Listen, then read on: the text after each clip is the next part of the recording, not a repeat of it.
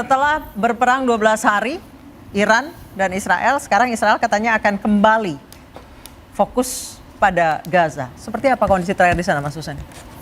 Dari teman-teman yang berada di sana. Sebetulnya ini tema yang lebih layak diangkat ya dibandingkan isu antara Iran dan Israel. Kalau Israel Iran ini kan masih semua paranoia, ketakutan terkait bom yang jatuh baik Iran atau dari Israel. Tapi yang sudah jelas-jelas hari ini sudah 20 bulan pembantaian terhadap warga sipil di Gaza nggak berhenti.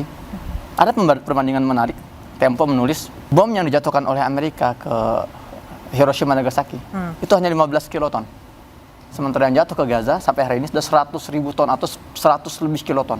Kenapa ini tidak dibicarakan? Jadi jangan kita berpikir terlalu jauh ketakutan sana sini. Ini loh yang depan mata kita loh. Per hari itu 80 sampai 100 nyawa per hari. Per hari itu dibunuh. Hari ini saja kurang dari 12 jam ini sudah sekitar 60 nyawa dibunuh di Gaza. Dan barusan beberapa detik yang lalu saya dapat pesan dari teman-teman saya di Gaza, rumah sakit Jamban Nasir di wilayah selatan itu sedang kebakaran hebat. Bergelimpangan, korban luka, korban jiwa. Setiap hari bayangkan, selama 20 bulan.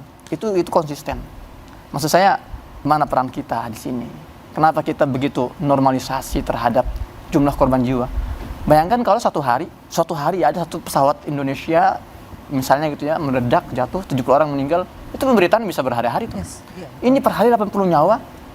Di mana nurani kita? Maka saya di sini ingin berpesan pada teman-teman media di Indonesia, ya jangan mengecilkan angka ini.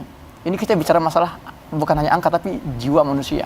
Dan sekali lagi kita hentikan saja perdebatan antara Iran dan Israel, tapi kita fokus bagaimana kita mengawal agar genosida ini segera selesai dan Israel segera diadili, dan mereka yang masih mendukung Israel dengan nyata itu direhabilitasi itu mentalnya itu.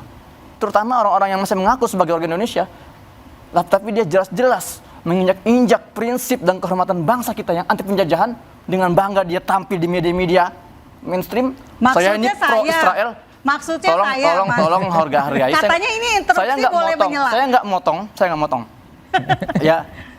Jadi kalau suatu hari nanti Presiden Indonesia mengatakan kita harus menjalankan undang-undang bahwa penjajahan harus dihapuskan.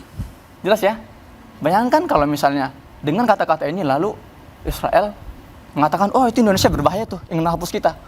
Muncullah orang-orang seperti narasumber satu ini, oh berarti Israel punya hak untuk menyerang Indonesia, karena Indonesia juga berpotensi untuk menghilangkan kami dari bumi ini.